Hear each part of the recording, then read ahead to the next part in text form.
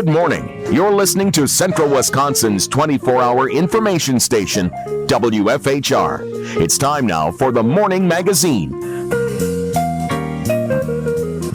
Welcome, everyone, to Morning Magazine for this May 24th, 2023. It is 10:06 on the clock. Have your host, James J. Mailoff, here. At 10:30, we're going to welcome in Chris Nemitz and Chris Goach. They are the mental health coordinators with the ODC. Looking forward to talking with them any chance we get to talk to our friends at the ODC. Right now, our good friend Lance Pliml, chairman with Wood County Board, is in with us, along with our good friends from Wisconsin Rapids Community Media. Say good morning to them. Do yourself a favor. Go into YouTube, type in your search bar, Wisconsin Rapids Community Media, subscribe to their page, keep up on all the great things that they are doing over there. It's also a great way to do your homework for interviews. That's what I did last night, because I didn't get to watch the whole thing, but thanks to you guys putting those out there, I got to watch some of the board meeting that Lance was just in the other day. And I hadn't got to see a whole lot of board meetings before, Lance. I've gotten the notes from them before. It's hard to believe, because we're higher rated than American Idol. So I don't know why we're missing that. More people should be watching. And I say that teasingly, also seriously. I'm so glad that I watched it. For one, I don't think that until I watched it, I had a really good understanding of what meetings can be like. And not to say that every meeting is going to be like that one, but I appreciated how the balance. It was light. You guys were smiling. You were, communicative to each other, and also business to do. Where you got business done. Is that how a lot of the meetings are, Lance? Generally, yes. I made a comment at that meeting. I just returned from Utah. I was at a National Association of Counties meeting out there, and I think I started our meeting. There was no public comment, so I happened to make a comment. Okay. I guess I get a little latitude as the chairman. Sure. And I wanted to, thank our board for the collegiality, the compromise in the way in which we work, because a lot of boards across the country don't have that. That way of doing business. We just are very lucky. And at the end of the day, we might have our discussions, and if you want to call them arguments on particular issues, but when we're all said and done, it's all right, let's shake hands and go out the door smiling, and you win some, you lose some. But that's what government is. It's a compromise on those issues, and you hate to compromise morals, those types of things. But at the end of the day, you typically don't get your way entirely 100% of the time. And you have to be aware of that. You have to sacrifice the perfect decision for the good outcome. Any good negotiation, that's what I've always heard. Both parties leave and you're a little happy, a little upset. That's a good negotiation. That's a good deal right there, usually. Yeah, and you have to realize, the one thing I've learned in government over time is you win some, you lose some. You hope you win more than you lose. Yeah. But at the end of the day, if you lose on an issue, it was because you were outvoted. And either you didn't do a really good job of convincing the other side they ought to vote your direction, or the other idea is just a better idea, period. And at that point, you have to say, all right, what's the next issue? Let's get on with it, and let's continue to move forward. That was something that I thought was very interesting, too. The idea, I feel very strongly about this. We voted. All right, we're moving on. No matter how the vote went your way or not, the ability to do that, the maturity of that, which shouldn't surprise me when we're talking about adults, but nowadays, I'm very proud of our area for that. I'm very proud that we had that maturity, that we have that. As you touched on, not every area has that. But another thing that occurred to me, too, and this is coming from a little bit more of friends of mine and family members I've talked to in other states in that, and when it comes to their boards, and how so many of them not only I don't know if we have a county board, or I don't know who's on it, or I don't know what they do. Like, we have more and more of this seeping into our society when it comes to politics, when it comes to jobs. And one of the persons asked me, I don't even know if we need that anymore. And I'm like, yeah, you do. Yeah, and I want to get into that a little bit later. James, that's really funny, because on the way over here, I was, we don't script anything for anybody out there watching or listening to this. It's a free-flowing conversation, whatever comes up. But on the way over here, I was thinking about, what do we talk about? Because we're at a time of year where we're starting to put budgets together. There's nothing overly critical happening right now. If you drive downtown Rapids, you'll see, the jail's well under construction. Those things are coming along. But it's amazing, and especially coming back from this conference, that people, and I think we do a terrible job of educating our people to this respect, that know what government does. And we have a pretty good program with the Wisconsin Counties Association that we work on, but I don't want to sound crass or crude, but, simple questions we should be asking in school, and we do this in some of our educational opportunities. Who picks up my garbage? And where does it go when they take it? What happens when I flush a toilet? Where does it go? Who's responsible for the upkeep? Who plows the roads in different, in cities, towns, on the interstate highways? Those kind of questions. And the general public has no idea. Who operates the courts in the Wood County Courthouse? Who handles the district attorney's offices? Who runs jails? What's the difference between a sheriff's department and a police department? And we don't teach people. And that I find a little bit irritating because the programs are there. In effect, they're in the can. And we have the opportunity. Maybe we should step up as elected officials, with our schools and say, hey, how about you let me come in for a day? Yeah. I'll answer all the questions you want, and I'll teach the class on local government. And I'm one of many who could obviously do that. Yeah. But you're right. There's no understanding of what happens. The one underlying line I always use, and I'm not alone in this, is the further government gets from the people, the less effective it becomes and the less reactive it comes. If you know your neighbor's an elected official and you can talk to him as a human being one-on-one, you get a lot more traction than somebody who you don't know who's in Washington. And oftentimes in a position like mine or a county board supervisor, you tend to be the conduit. People call me and say, when you're talking to your state legislator, when you're talking to our congressional representatives, can you let them know? I can, but I can tell you what, your phone call, your letter has a lot of traction there. Yeah. So, reach out, ask, and then, try to learn, try to educate yourself. I think that's great because I was thinking about that on the way over. That's funny. Most people don't know what government does. I get calls all the time. Yeah, and some of them are ridiculous, and I'm using the ridiculous to make a point. Yeah. Mr. Pliml, you need to fire the school board, for instance. Yeah. Well, I'm not elected to the school board, and I have no jurisdiction over the school board. And frankly, I watch what they do, but I don't know what your issue is with the school board. Right. Or go tell the town guy what to do because the county outranks the town. Well, I'll tell you what, the counties don't outrank towns. It isn't towns, counties, state, federal government. They're all separate levels of government with separate areas of jurisdiction and purview, and you need to learn that and you need to respect it. I think that history helps you a lot in this too, and it can help you even remember these things and learn these things. This whole experiment of America started with getting away from monarchies. How do we do that? How do we make sure that the people are always in charge? Multiple forms of government, multiple forms of people checks and balances and all this and accountability and those things. And it all is a tapestry that really does work and is magnificent to sit back and look at how it's all designed. We live in a time and age where everything's evolving and changing and getting faster and quicker and all these things. There's certain stuff that has remained true to what it was and still is. And I think county boards are one of these things. I think I know what a purpose they serve. I know how important they are. But I also know that I'm a little alone on this where I talk to just random people and ask them, have you ever thought about joining county board? Have you ever thought about being a part of these things? And almost the first question is, yeah, but what do they do? Yeah, but what is it to do? Pretty much everything, man. They're pretty important. It's very an important gig and everything, and it's something that most of you do out of your own free time, out of your own day. It's not a profession. Unlike some of the other elected officials where it truly is your source of income. But it is interesting, and it touches every aspect of life. And I would say, there are offices you can walk into. The county clerk's office, the register of deeds. There are some people who do business there regularly. But if county government hasn't touched your life, you've probably had a pretty good life. Because we do deal, we have sheriff's departments and jails and in courtrooms up there. We deal with people who have financial issues, mental health issues. We touch your life if it's places you might not want to child support, other issues like that.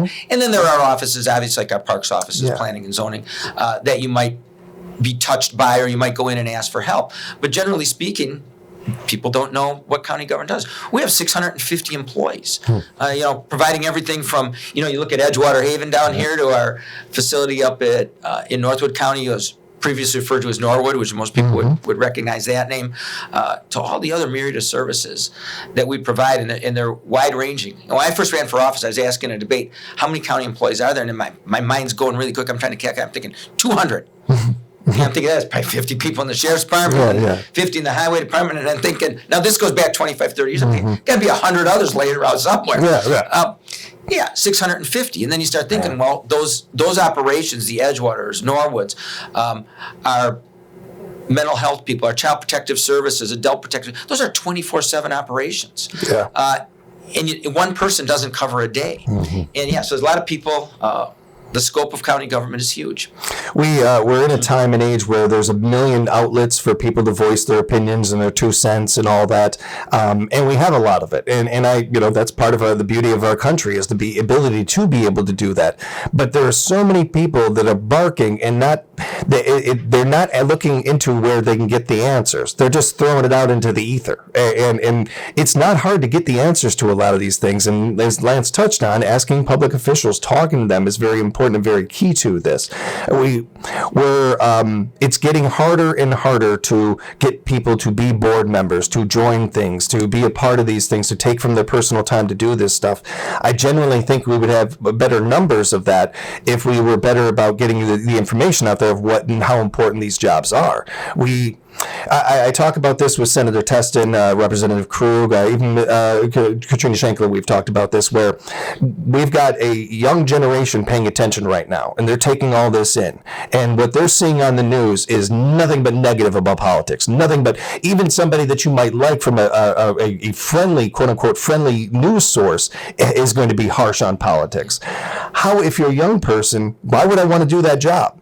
All I'm seeing is negative, negative, negative. All I'm seeing, even when somebody does something right, the other side comes and tears it apart and everything. And it's both sides. This is not a one-sided thing. This is a both-sided. It can be very bad.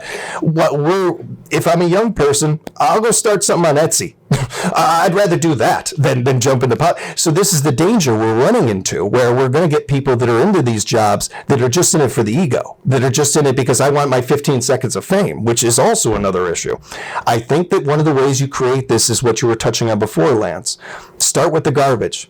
Who picks up my garbage? Who's in charge of that? Where does it go? It creates empathy. It doesn't just create knowledge. All of a sudden you start caring about these things more because you know about them more. And I think that you can pull people in. You're not going to get everybody, but I think you can pull people in through this. The separations, the duties. And for those people out there, there's a lot of opportunities to serve within government without being an elected official. There's a number of people that, are not elected that our board, sometimes my recommendation, but our board confirms and we appoint to different positions within the community that serve a vital purpose. Right now we're dealing with, one of the things that comes up every year is, what's most important to people in a county? And typically when we interview people around the state or we do surveys, public safety is number one. They know when they want to know that when they walk out their door that they are generally safe. Education, top of the list. Work opportunities. But more and more, it's lifestyle. Mm-hmm. And I'll give you an example. One of the things that we deal with in Wood County and we're facing right now is, we have a Central Wisconsin State Fair, a Wood County Fair, mm-hmm. Up in Marshfield. And there's a lot of facilities up there. They need maintenance, they need upgrading. But it's a 5-day event that, tens of thousands of people attend. And it's a fabric of life in Wisconsin, if not the nation, especially if you're in a rural or suburban area. Mm-hmm. Sometimes I don't remember, what I ate for lunch yesterday or 2 days ago, but, you kind of remember those days as a kid, the sights, the sounds, the smell of the candy, the popcorn being made, or whatever it is.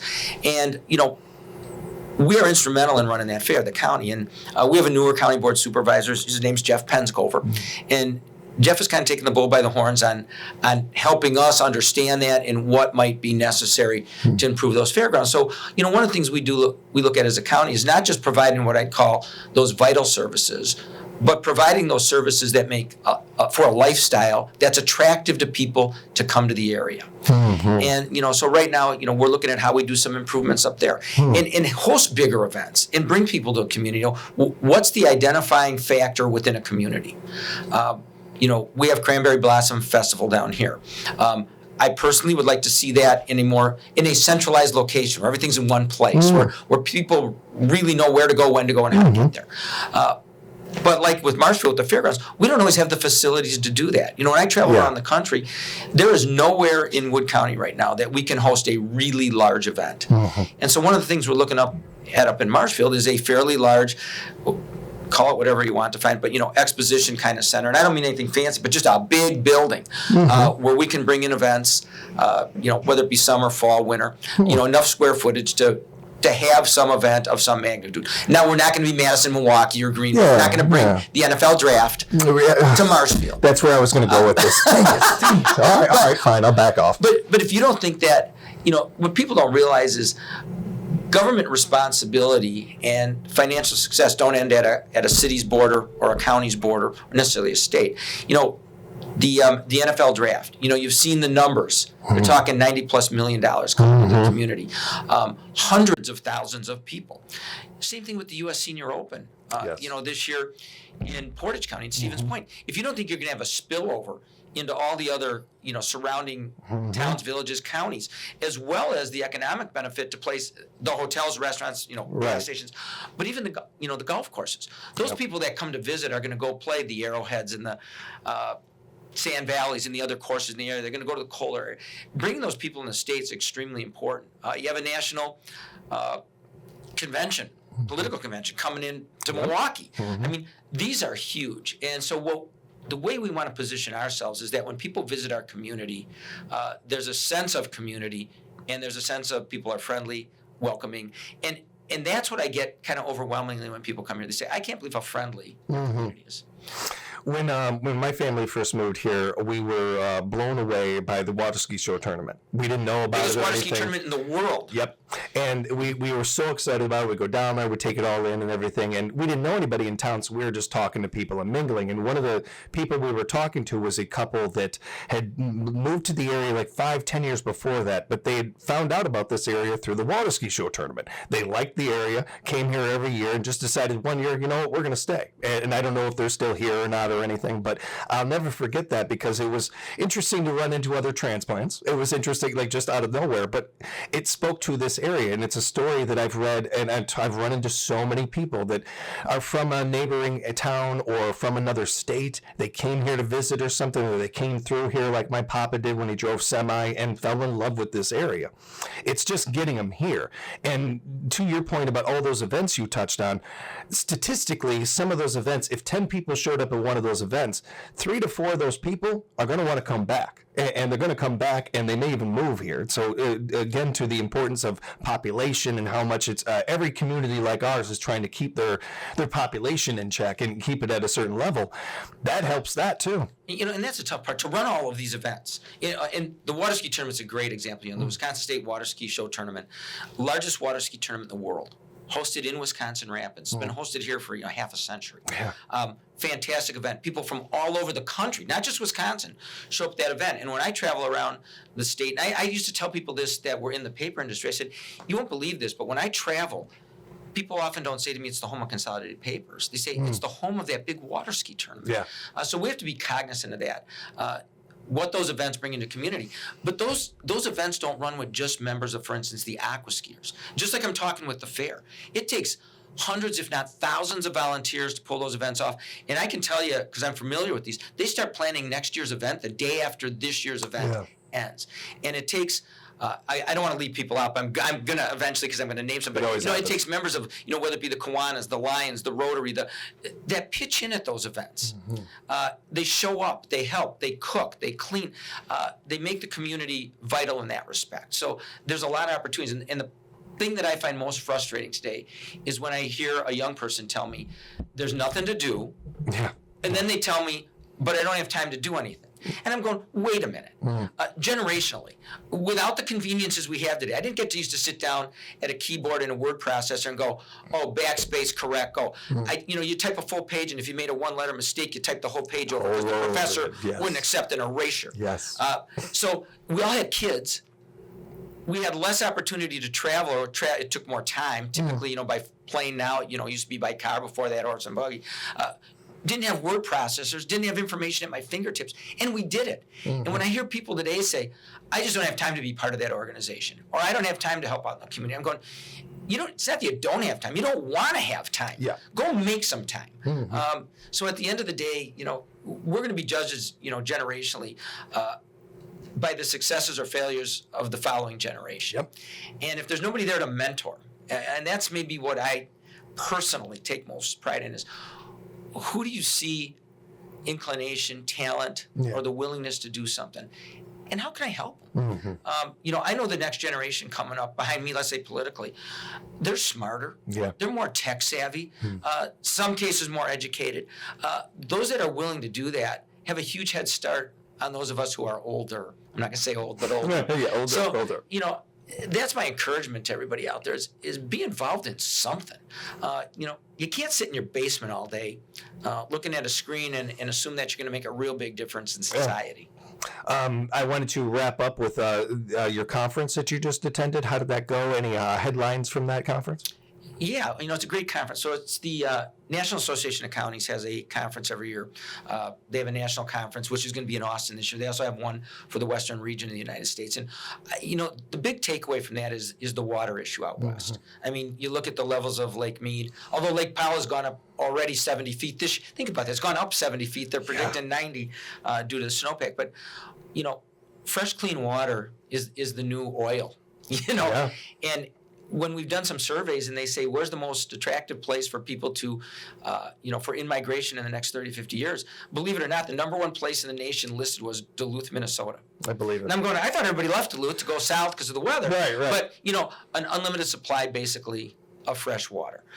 Very little natural disasters. Not a lot of tornadoes, no hurricanes, no flooding, those kind of issues. And water. And, when you look at these communities that are so affected out there,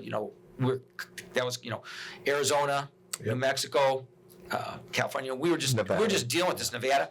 In fact, what was really interesting out there is I'm never sure what state I was in because we were in St. George, Utah, and within 10 miles you're either in Nevada, Arizona, or Utah, right. And the time changes in every one of those. But what you really learn out there is water is probably the most valuable resource. And obviously, as we look at stuff in our state with PFAS contamination or nitrate contamination is, we have to make sure that we're making those efforts to protect that resource. And I don't mean go crazy one way or the other. Right. But, you certainly need to be aware of it, and we need to treat that as an extremely valuable resource. Much like other issues we've talked about, you and I, people aren't moving to a place where they can't trust the water. And that's an issue around the whole country. But we can just take care of our own state and, locally stuff. And it's good to see so many people coming around on this subject that we've been covering for a while, you and I and others on Morning Magazine. But now it feels like the nation is behind this story. And you're right. It's the new oil. It's the new everything, really, because most people, they got a great school. Oh, they got jobs. That's great. How's their water? That's going to come up, and it's the deal breaker for a lot of people. Yeah, and the other thing that, we're really lucky is the opportunity that we have with our state legislators, with our congressional representation. We have great communication with those people, whether it's Senator Tessin right in our area here, or Representative Krug, or Rosar or Shanklin, I can name them all. I mean, you can pick up the phone and call them. And that's not the case everywhere in the country. Or Congressman Van Orden has been extremely willing, to come into our area and not say, I'm here from the federal government to tell you to. Going, what do you need? Having that opportunity to talk to those people and meeting with them, so sometimes that's where we are the conduit. Yeah. Don't not call, Right. Be in touch with, get to know their local representatives. Because every time you walk in an office, you can't have an ask. You can't say, hey, I need money or I want. A lot of those are, how are you doing? Yeah. Everything good at home? Hey, I saw your kids, Bobby and Susie, and they all look like they're doing great. Yeah. You need to learn, you need to meet people and get to know them personally. And then they know that you are genuine when you walk into the office with a real concern instead of I'm just here with my hand out saying, I want more money. Yeah. People don't usually, they tune out to that. You build a relationship with somebody, it goes a long way. Or they turn away and go, oh, he's here again. Yes, that too. Lance, I always appreciate the open conversation we have. If people have more follow-up stuff, they want to talk to you about any of these things, how can they reach you? You can give me a call. My number's in the book. So, give me a call, reach out, email, call the county. Somebody will get a hold of me. Yeah. One of the things I try to pride myself on, I'm going to do this real quick, is I try to call everybody back who calls me. I don't care how much they're yelling, how much they're screaming, call them back. But you wouldn't believe the number of calls I get where, you so-and-so, blah, blah, blah, blah, call me. Well, just so you know, I don't have caller ID. Yeah, you got to leave a number. So you got to leave a number or a name. I spent the better part of a day on a recent issue trying to find the person. Yeah. I knew their name was like Robert. That's all you got to do. But I'm going, all right, so I'm looking property search. Is there a Robert who lives in the area? Leave a name, leave a number. I love the idea of you calling every Robert in the phone book, though. I do love that. I did start there, but I did start with that property identification on GIS. Going, he lives around here. Somewhere. It's got to be in the ballpark. You can find out more by going to woodcountywi.gov. It's a fantastic website. Encourage you to bookmark it, woodcountywi.gov. Also, while you're at it, go to YouTube, bookmark our friends Wisconsin Rapids Community Theater Media. Be sure to It's theater subscribe to sometimes. There's theater involved. That's right, Nick Kitty Corner to you guys. The actor here has to mention theater any chance they get. Yeah, go ahead, type into your search bar on YouTube, Wisconsin Rapids Community Media, subscribe to their page. Always appreciate the time, you guys. Thank you. Thanks, Jim. We'll come back with some more Morning Magazine here on WFHR, locally grown radio.